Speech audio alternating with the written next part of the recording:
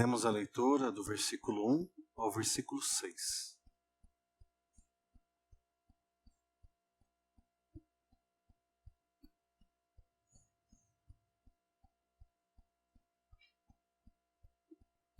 Evangelho de Lucas, capítulo 14, do versículo 1 ao versículo 6. A palavra do Senhor diz assim: Certo sábado, entrando Jesus para comer na casa de um fariseu importante, observaram-no atentamente. À frente dele estava um homem doente, com o corpo inchado. Jesus perguntou aos fariseus e aos peritos da lei: é permitido ou não curar no sábado? Mas eles ficaram em silêncio. Assim, tomando o homem pela mão, Jesus o curou e o mandou embora. Então ele lhes perguntou: se um de vocês tiver um filho ou um boi, e este cair num poço no dia de sábado, não irá tirá-lo imediatamente? E eles nada puderam responder. Vamos orar. Senhor Deus Todo-Poderoso, nós pedimos agora que o Senhor nos abençoe, que Teu Santo Espírito fale ao nosso coração, nos ensinando acerca sobre essa porção da Tua Palavra. Eu, nessa oração, agradeço especialmente pelo privilégio de estar aqui. Sei o tamanho da responsabilidade, por isso tremo todas as vezes que subo nesse palco e abro a Tua Palavra nesse púlpito. Sei que muitos outros ao redor deste país, do mundo, o fazem também de maneira fiel. Alguns deles estão recebendo presentes, homenagens, mas o maior presente que um pastor fiel à Tua Palavra pode receber é que as Tuas ovelhas se reúnam na Tua casa, sejam presentes para ouvir a Tua Palavra, e que essa palavra seja guardada no coração e em casa, colocada em prática no trabalho, no colégio. Os nomes de todos os pastores, inclusive o meu, eles devem desaparecer no tempo. Mas se conseguirmos, Deus, através da ajuda do Teu Santo Espírito, falar a Tua Palavra e apontar para Jesus Cristo, então Teu povo lembrará das Sagradas Escrituras e viverá, ensinará aos filhos, e os filhos ensinarão os filhos deles, e então a Tua obra será disseminada e o Teu Evangelho conhecido por muitos. Eu peço, abençoe todos os pastores com força, renovação física, emocional, espiritual. Renove, Senhor, todas as igrejas que buscam e todas as ovelhas que lutam contra o pecado, lutam contra a própria carne, lutam, Senhor, para obter conhecimento e uma vez obtendo esse conhecimento, valorizam esse presente. Peço que nos abençoe agora, em nome santo de Jesus. Amém.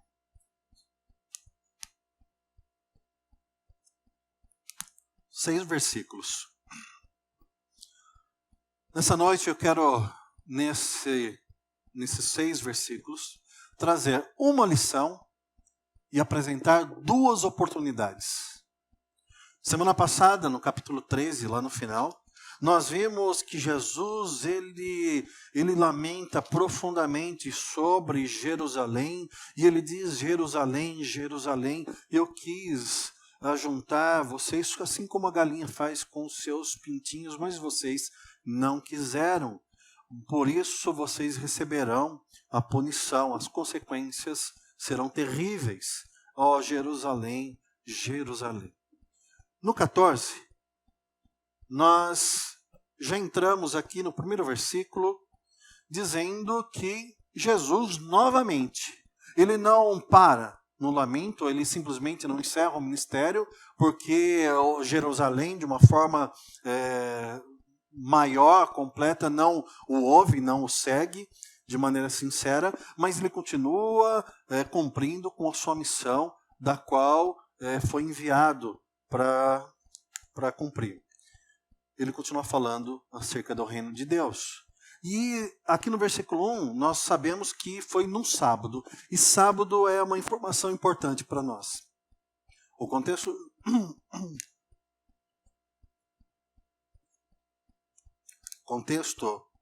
judeu é que o mandamento, a guarda do sábado, o dia do Senhor, era de extrema importância.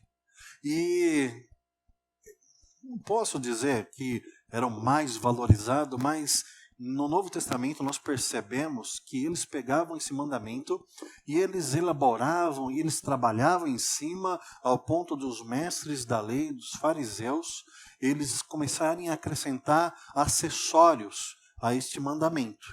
Por isso Jesus ele foi tão combatido, pois muitas vezes ele curou no dia de sábado. E como entendimento dos religiosos, com os acréscimos que fizeram, que no sábado o que seria quebra de mandamento seria trabalhar, então eles começaram a fazer listas do que significa trabalhar. E uma vez que eles reconhecessem ou listassem essas atividades, facilmente eles classificavam aquelas pessoas que praticassem como pessoas fora da lei mosaica. Jesus, por várias vezes, ele escolhe, parece que justamente o sábado. Por quê? Porque ele quebra a lei? Porque ele tem prazer de quebrar a lei? Não. Na verdade, ele não quebra a lei. Ele cumpre a lei. O que ele quebra são as tradições dos líderes religiosos. Por isso ele não era tão bem quisto, eufemismo, né? Ele não era bem-vindo no meio dessa gente. E eles procuravam sempre achar uma palavra diferente de Jesus para poder acusá-lo. Dito isso, sabemos que Jesus ele entrou para comer na casa de um fariseu importante. E aqui é o seguinte, todas as vezes que nós vemos Jesus jantando, almoçando na casa de alguém, muitas vezes nos parece que é algo muito informal, foi algo de repente. Então, Zaqueu está na árvore e Jesus diz, olha, Zaqueu, desce, me convém comer na tua casa. Fico imaginando, né, Zaqueu mandando um mensageiro falar para a esposa, põe água no feijão que vai ter mais convidados aí para a refeição. Como acontece conosco. Mas essa passagem, esse momento especial, é aquele tipo de jantar que é programado. É quase uma festa, é uma coisa elaborada. Então esse homem fariseu era um homem importante. E ele chamou Jesus para comer na casa dele. Então agora vocês imaginem então que esse homem importante envia esse convite especial. Jesus, ele era aquele mestre que andava na região e muitos falavam dele a favor, contra. E esse fariseu aqui, ele pode ter tido duas intenções. Uma, igual a de Herodes, quando diz, olha, chama esse Jesus e fala, Jesus, faz um milagre para eu ver. Daquela curiosidade terrível, como se olhasse para Jesus como alguém excêntrico, exótico. Mas acredito que é bem provável que o próprio texto nos indique que esse convite era um pretexto para que colocasse Jesus numa situação em que ele fosse observado atentamente e ali, de alguma maneira, ele quebrasse ou algum ritual, ou ele quebrasse um protocolo, ou falasse qualquer coisa, e ali aquele homem importante, na presença de muitas testemunhas, seria um acusador de peso contra o Senhor Jesus. Versículo 1. Desse versículo, eu aponto uma lição. Você lendo toda a Sagrada Escritura, todo o Novo Testamento, quantas vezes Jesus recusou um convite para jantar na casa de um pecador? Sabemos que na casa de Lázaro, Marta, Maria, ele estava confortável, estava entre amigos. Mas quantas vezes nós lemos, e Jesus comeu na casa do fariseu, Jesus comeu na casa do publicano. Quantas vezes Jesus se dirigiu à casa de alguém que não compactuava com o que ele falava? Quantas vezes? Todas. Todas as vezes Jesus aceitou. Todas as vezes Jesus entrou na casa dessas pessoas.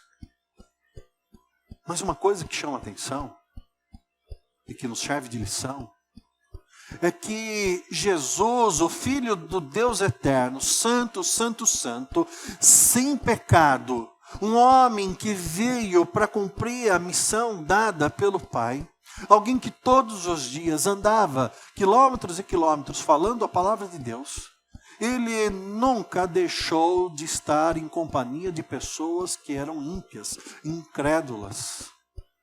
E aí nós entendemos que sim, nós também devemos estar próximos de pessoas que não compartilham da mesma fé que a nossa. Nós devemos, sim, ser colaboradores no trabalho, no colégio, sermos pessoas simpáticas ou empáticas no dia a dia com as pessoas que nos cercam. Nós devemos falar o bom dia, nós devemos participar dos eventos. Nós devemos. Não somos adeptos a monastérios. Nós aqui não faremos um pacto de comprar uma fazenda e ali cada um montar o seu chalé e viver em comunidade totalmente separado do mundo. Até porque não sei se vocês conseguiriam ficar sem internet, né? Mas nós vivemos nesse mundo. E esse mundo é caído. É caído. E a primeira lição não é que nós devemos apenas estar juntos daqueles que não creem. Mas a lição é que toda vez que Jesus estava no meio das pessoas incrédulas, ele não se contaminava com elas. Ele não aderia às piadinhas de mau gosto. Ele não saía com vocabulário menos santo, mesmo numa reunião de pecadores. Não.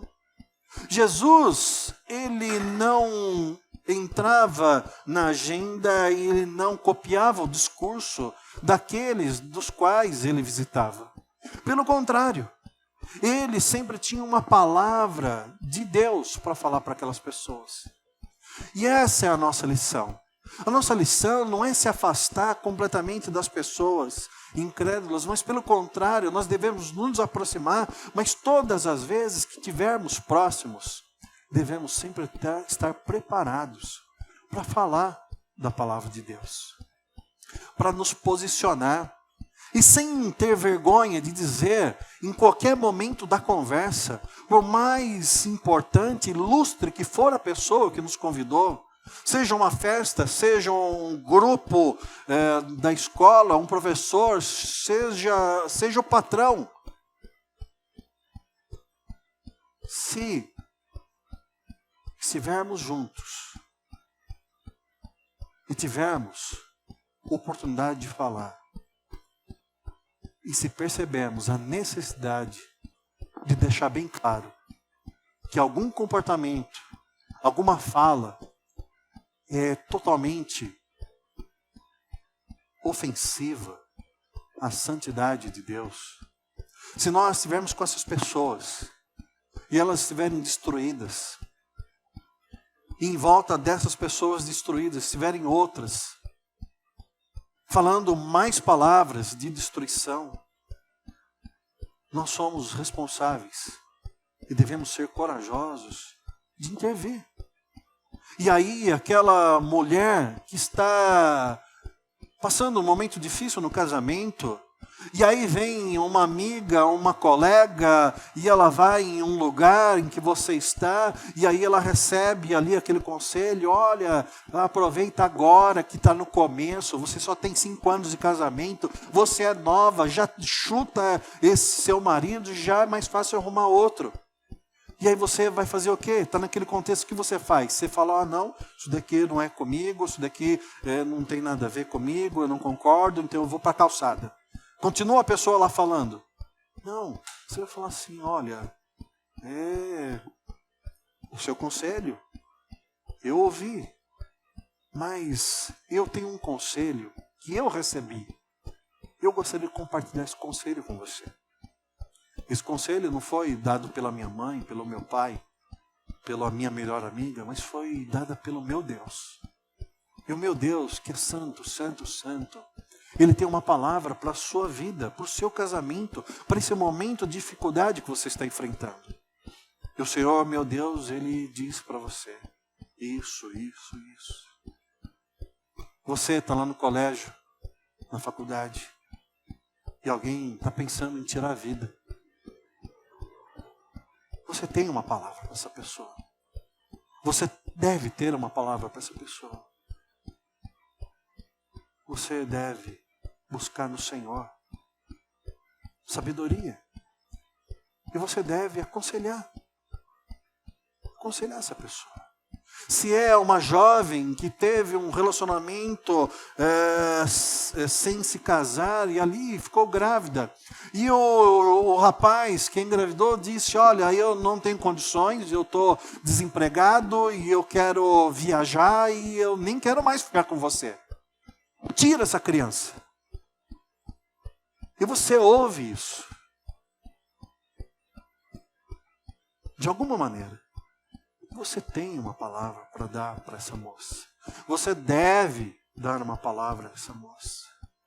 Se alguém diz para você: minha fé acabou, eu não tenho mais vontade de buscar o Senhor.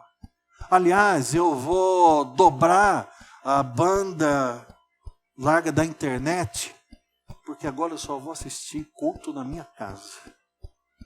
Eu vou ser membro do YouTube Gospel. Você tem uma palavra para essa pessoa. Você deve ter uma palavra para essa pessoa. É fato, sim, que os riscos se multiplicarão quando você andar perto dessas pessoas e se posicionar a favor da palavra de Deus. Por quê? Porque aqui o texto diz o quê? No versículo 1 ainda. Jesus, certo sábado, entrando Jesus para comer na casa de um fariseu importante, vírgula, observavam-no atentamente. Uma vez que você levanta e você tem uma palavra não sua, mas uma palavra que você recebeu de Deus. Uma palavra baseada nas Sagradas Escrituras. Muitas vezes você vai ser rechaçado. Muitas vezes você vai ser ridicularizado. Muitas vezes você vai ser muito observado e as pessoas nem falarão nada, mas ouvirão você, não responderão. E aí vai passar um mês, passarão 2 meses, 1 ano. Mas o fato é o seguinte: em algum momento, se você fizer alguma coisa errada, essas pessoas, elas se levantarão e dirão: ah, mas você não é crente? Ah, mas você não é uma pessoa que diz que tem a palavra de Deus? E você fala a palavra de Deus?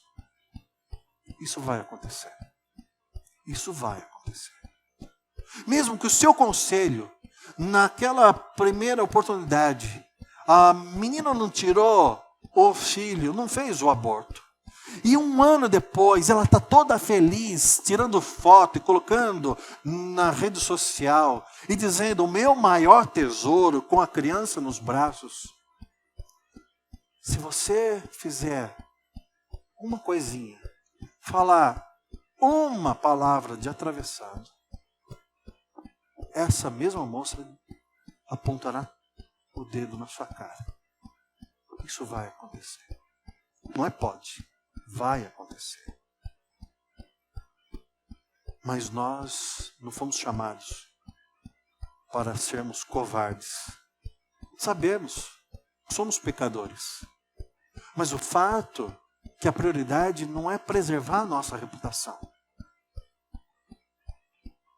A grande lição é que nós devemos copiar a ação do nosso mestre. E ele foi, e nós devemos ir. E o que nós devemos sempre estar entendendo é que o dia que caímos, muitos tentarão pisar em nós. Mas sabemos que não estamos sozinhos. E a mão que nos levanta, a mão que nos envia, a mão que nos sustenta, é muito mais poderosa do que todas as demais que tentam nos destruir. A primeira lição é: se você é um servo de Cristo, é um filho de Deus, uma filha de Deus, se comporte nesse mundo, onde quer que você esteja, como reflexo do próprio Cristo na terra. Visite alguém doente e leve um salmo para compartilhar. Visite uma casa em pedaços e faça uma oração. Tenha amizade, jogue futebol, faça ali o torneio do videogame.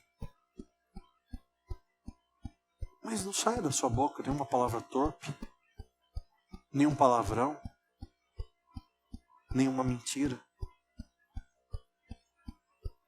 As pessoas estarão te observando, mas saiba de uma coisa: os anjos também. O Senhor Deus também. Ele te observa. E porque nós cremos que Ele nos observa e nos auxilia, a palavra nos garante que onde você for,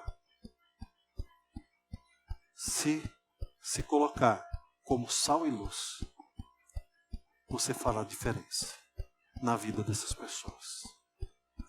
Essa é a lição. Nos falta agora apresentar duas oportunidades.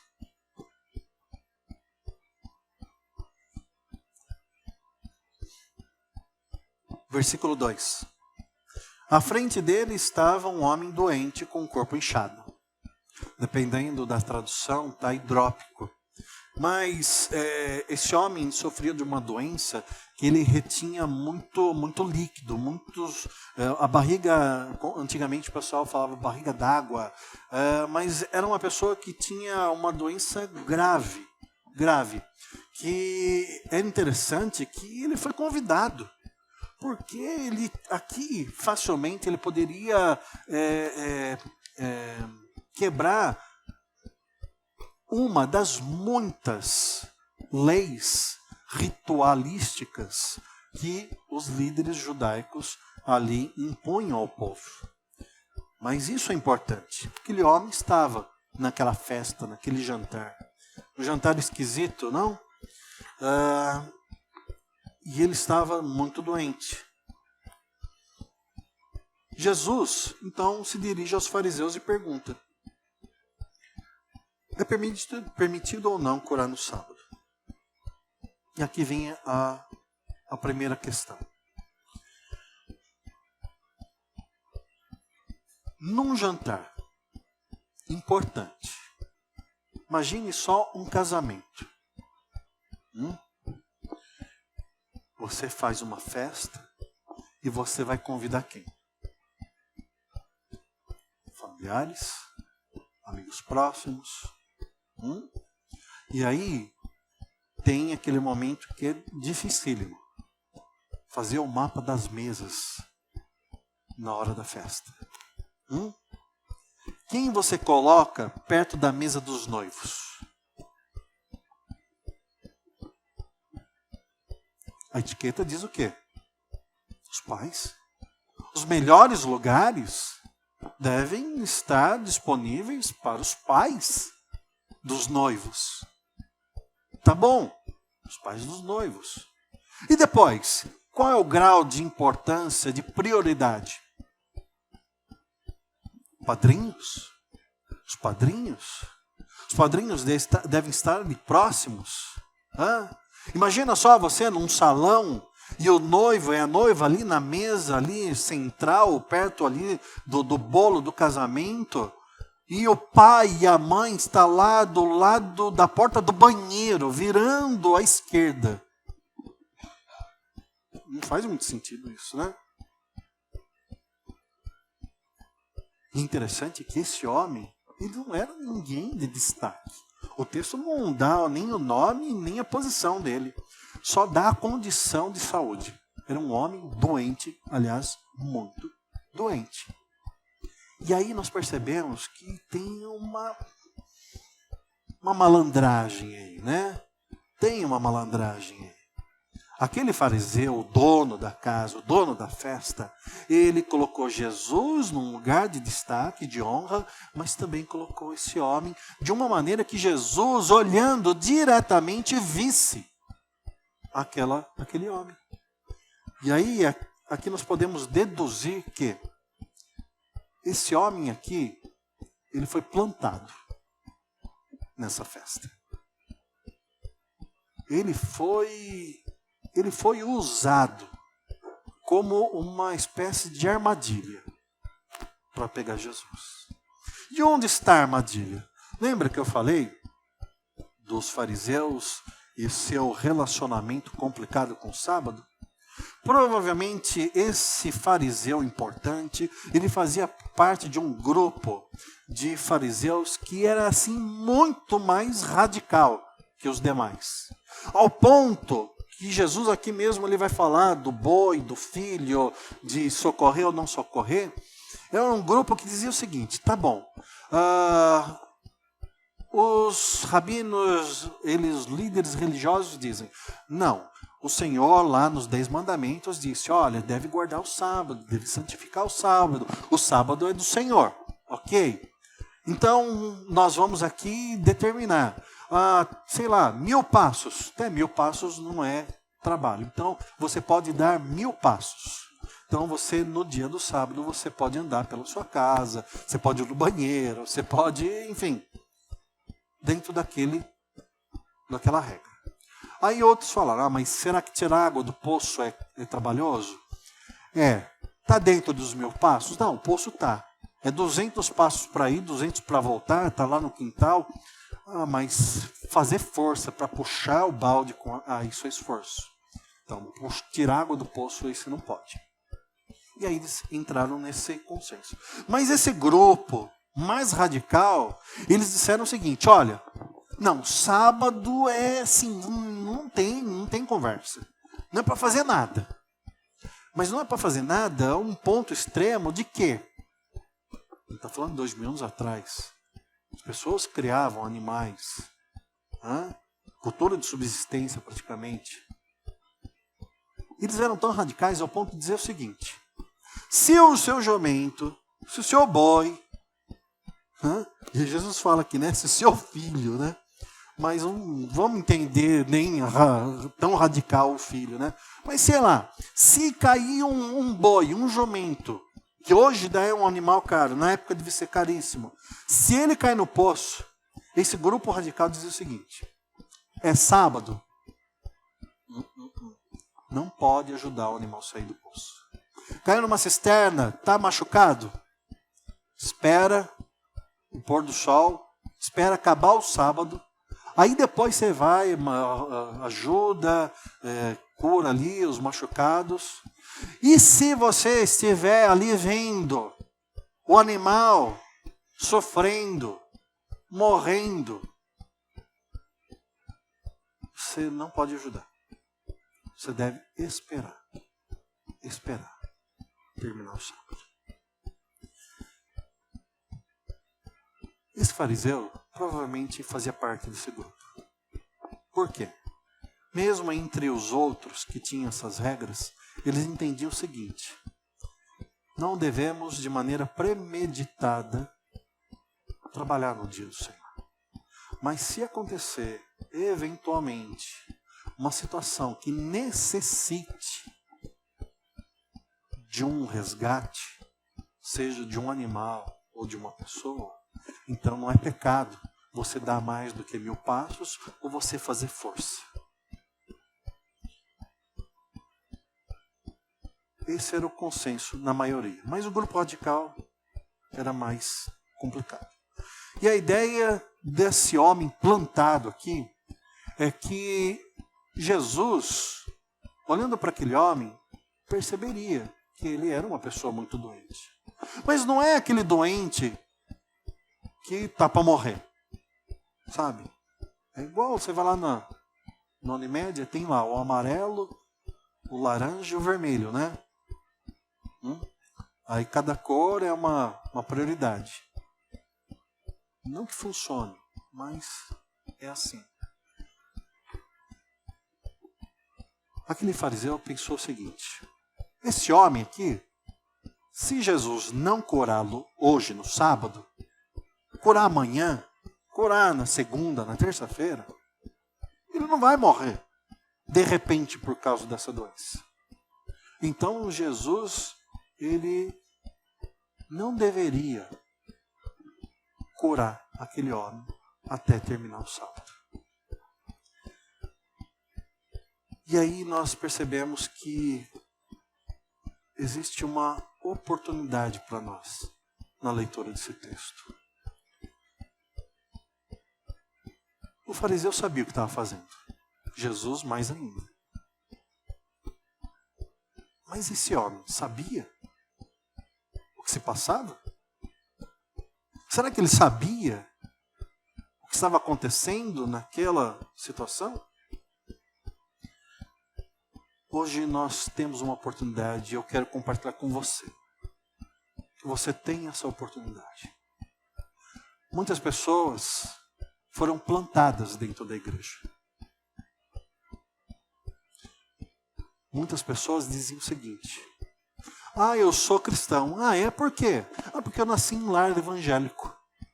Simplesmente, meus pais me trouxeram, eu era criança, e eu fui ficando. Eu fui para a classinha das crianças, depois eu fui para os jovens, adolescentes, jovens, e agora eu toco no louvor. Tá, mas e aí? Você entende o que você está fazendo? Você entende o que está acontecendo? Você entende quem está olhando para você? E aqui vem a oportunidade. Você entende como você está?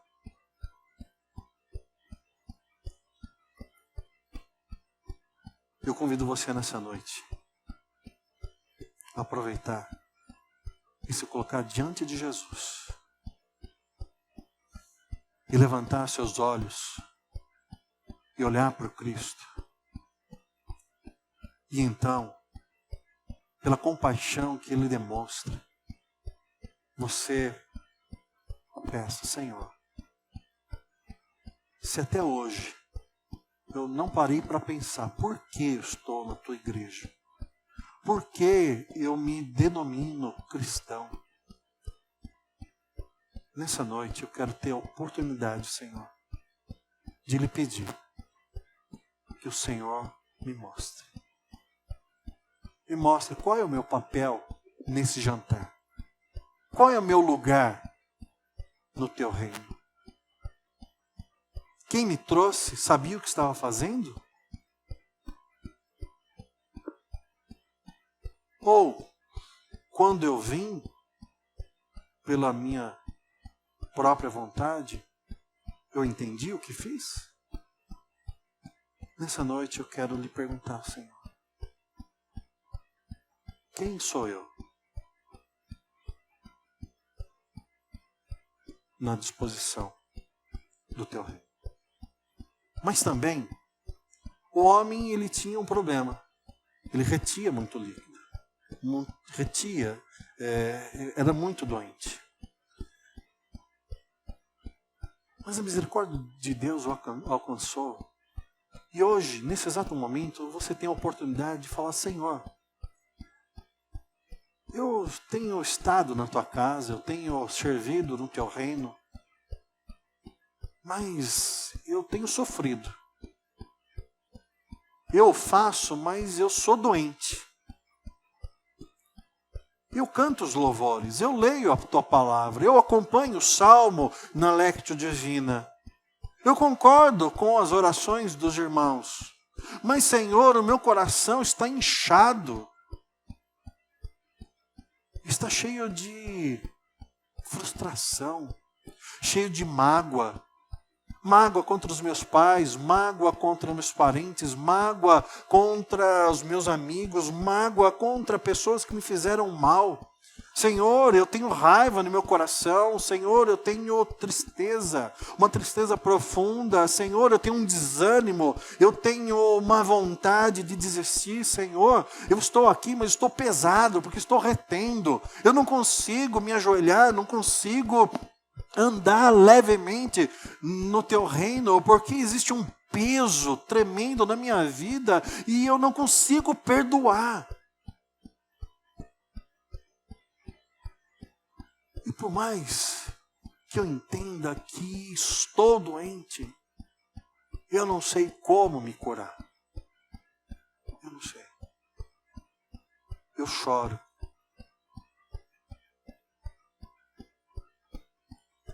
Eu me deprimo. Mas nós temos a oportunidade nessa noite de falar: Senhor,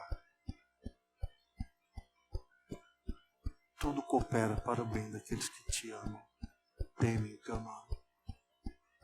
Da mesma maneira que este homem, plantado nessa festa, foi abençoado, e aquilo que foi usado para ser destruição se transformou em libertação.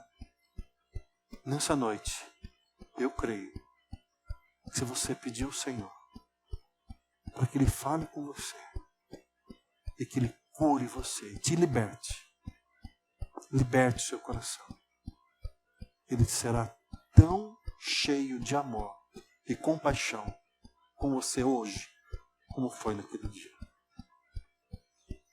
Segunda oportunidade, e eu termino. Versículo 4. Depois dele ter feito a pergunta, no versículo 4, qual foi a resposta dos fariseus?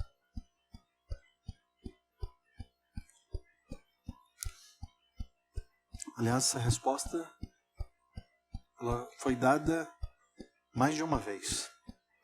Versículo 4. Eles ficaram em silêncio. Em silêncio. Foi feita uma armadilha. Foi investido um dinheiro. Pessoas foram chamadas. Mas quando Jesus confronta aqueles homens, eles não respondem. Por dois motivos. Um, se eles dissessem: olha, o senhor está errado. Está totalmente errado em curar esse homem. Estará quebrando a lei. Estranho. Todos os demais, que quando tinha o seu boi, o seu jumento, ele não apenas tentava salvar o seu animal, mas contava com a ajuda dos vizinhos e vice-versa. Eles diriam: pera um pouquinho, se você enquadrar Jesus nessa lei, então você estará enquadrando 90% de todos nós aqui, dos judeus. E aí vai ficar terrível o negócio. Por quê? Há 2000 anos atrás era muito comum um animal se machucar, um animal se cair num buraco. Se Jesus não o curasse, eles poderiam dizer o seguinte: mas ele não teve compaixão. O homem era uma pessoa doente. Jesus, então, ele foi covarde. Mas a grande oportunidade para aqueles homens, das quais eles não aproveitaram, nos é dado hoje. nessa noite, quando lemos acerca desses fariseus, nós percebemos que era um povo muito difícil. Um povo coração duro, cheio de maracutaia, cheio de esqueminha, cheio de armadilha, cheia de boas intenções. E a gente fala, esse povo é esquisito. Ou gente maldosa. Mas o fato é que nós também não somos, muitas vezes, dessa maneira. Muitas vezes nós não cometemos um pecado e sem arrependimento, novamente o praticamos. E de maneira desavergonhada, porque ninguém soube, nós continuamos a praticar. E se ninguém souber, e se outras pessoas praticarem o mesmo tipo de pecado, nós normalizamos o que é comum.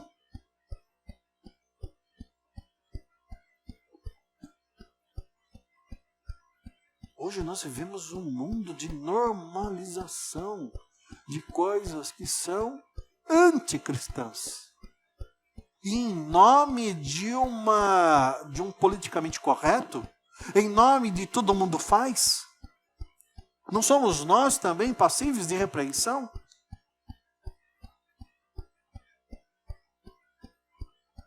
Mas o fato é que a oportunidade que Deus concedeu àqueles fariseus e nos concede hoje é quebrar a nossa lógica. Quebrar a nossa lógica. E a lógica do pecador com Tomás é o seguinte: tudo bem, eu fui plantado aqui no reino de Deus, me trouxeram, eu vim conhecer, gostei, e eu fiquei porque eu fiz amigos, eu fiquei porque o ambiente é bacana, eu fiquei porque aqui essa igreja faz festa, o povo não bebe, mas come, que é uma beleza, né? E eu fui ficando e fui fazendo amizades, e aí dali a pouco eu vendi meus produtos, eu comprei os produtos de alguém, e a gente foi conversando, e eu fui no aniversário do fulano, e o fulano veio no meu aniversário, daqui a pouco a gente está aqui, acostumou. Tá. Mas o coração do pecador, quanto mais, ele nunca está satisfeito em Deus. Ele vai buscar satisfação nas coisas que Deus pode oferecer. Inclusive essas que a igreja fomenta. Mas no coração dela, em determinado momento em que ele ou ela não gostar como a vida está, ela poderá dizer, essa pessoa dirá assim a Deus: Senhor Deus, se o Senhor me curar, se o Senhor me der aquele emprego, se o Senhor me der a vaga lá na universidade, se o Senhor me der a promoção, se o Senhor me der o filho, se o Senhor me der o que eu quero, a partir daquele momento eu te sirvo. Já ouviram algo parecido? Eu nem vou perguntar se você já fez isso.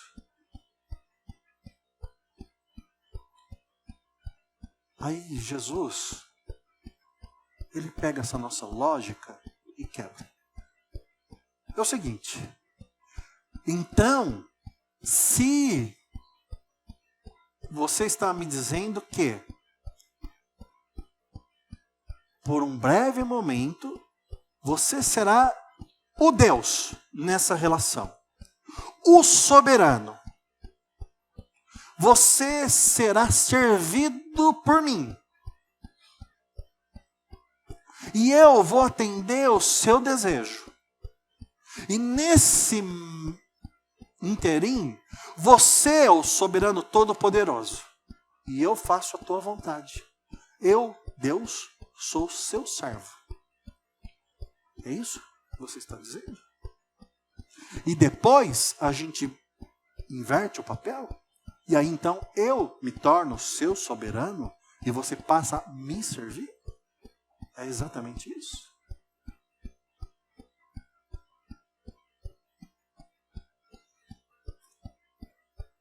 Os fariseus queriam exatamente isso. Que o Filho de Deus servisse aos propósitos escusos daqueles homens. Servissem a causa deles. E hoje nós temos a oportunidade de pedir perdão e não ficarmos calados porque os nossos pecados, os desejos do nosso coração ainda continuam lá, pululando. Nós não ficaremos calados porque ainda temos o desejo de dominar Deus e fazer Deus cumprir a nossa vontade. Nós não ficaremos calados, porque se ficarmos, é isso que estaremos dizendo. Nós temos a oportunidade hoje de abrir nossas bocas e falar assim: Senhor, quão terrível foi essa minha lógica. Foi um momento de loucura, pois na lucidez eu reconheço que Tu és o Criador, Tu és o soberano, e a Tua vontade deve prevalecer sobre minha vida, independente do que eu ache, independente se eu goste ou não goste, se eu queira ou não queira, pois Tu, Senhor, é o meu Deus, e se dentro da Tua vontade o Senhor me curar, eu vou louvar o Teu nome, mas se não o fizer, louvado seja também o Senhor. Se dentro da Tua majestade, da Tua compaixão, o Senhor me conceder a oportunidade de ter um filho, eu vou criar esse filho da melhor maneira possível, eu vou fazer para o Senhor. Não será meu, mas será Teu, como Ana fez com Samuel. Senhor, se na Tua bondade e generosidade, o Senhor olhar para mim e perceber que o meu fardo está pesado, e o Senhor, por pura bondade, misericórdia, aliviar o peso das minhas costas, fortalecer as minhas pernas e me encher de força, então eu louvarei o Teu nome. Mas se eu ficar assentado sobre um monte de cinzas, me raspando com caco de telha, pois as feridas se multiplicaram, porque os amigos me abandonaram, porque eu perdi os bens, eu fui mandado embora, eu ando a pé,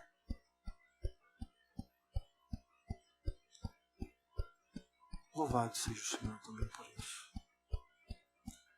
Eu convido você nessa noite a não ficar calado diante de Deus. Eu convido você essa noite a aproveitar e falar com Cristo. Senhor, me cura. Senhor, tem compaixão da minha vida. Mas, Senhor, me ajuda a fazer a Tua vontade. Hoje, sempre. Não importa o que aconteça. Convido você a ficar em pé. Vamos orar.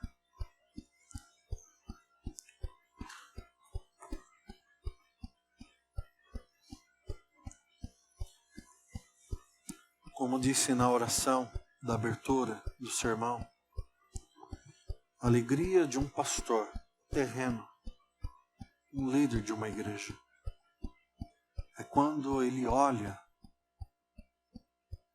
e vê os bancos cheios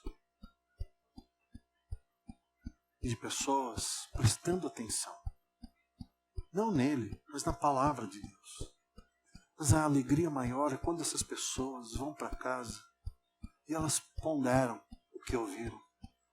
E elas lutam com todas as forças para colocar em prática em suas vidas. Se a lição é: viva no mundo, mas não se corrompa pelo mundo, a oportunidade se você estiver vivendo na prática de um pecado, e eu não quero saber qual é o seu pecado, mas eu sei que Cristo sabe. Você tem a oportunidade agora de falar: Senhor, não pelas minhas forças, mas pela tua compaixão, pela tua misericórdia, eu oro. Me ajuda. E que você se arrependa de verdade e abandone a prática desse pecado ou desses pecados. Deus Todo-Poderoso, o Senhor que conhece cada coração, cada pensamento, sabe das dificuldades de cada um, Senhor. Sabe dos traumas, sabe dos medos, sabe das mágoas, sabe da raiva, sabe, Senhor, de todas as coisas, todas as necessidades. Eu te peço agora, como naquele jantar, naquela festa, que o Senhor olhe diretamente para essa pessoa, Deus, e ministre o coração dessa pessoa. E cure essa pessoa, Senhor. Restabeleça, Senhor, a comunhão dela contigo e mostre para ela, Deus, que o Senhor a tem como convidado de honra no teu reino. E eu te peço, Senhor, em nome de Jesus, se houver alguém aqui, Deus, que está transgredindo a tua lei, Deus, e tem feito isso de maneira constante, repetidamente, eu te peço em nome de Jesus, Pai, quebra esse ciclo, Senhor, que as vozes sejam agora ouvidas nos céus, vozes de clamor, Senhor, vozes de arrependimento, vozes de corações contritos, Senhor, vozes que buscam, Senhor, conserto contigo. Abençoe teu povo, Pai. Abençoe a cada um aqui nessa noite. Em nome de Jesus. Amém. Que o amor do Pai, a redenção em Jesus Cristo e a comunhão no Espírito Santo esteja com cada um de vocês, hoje e sempre. Vão, aprendam a lição e aproveitem as oportunidades. Amém.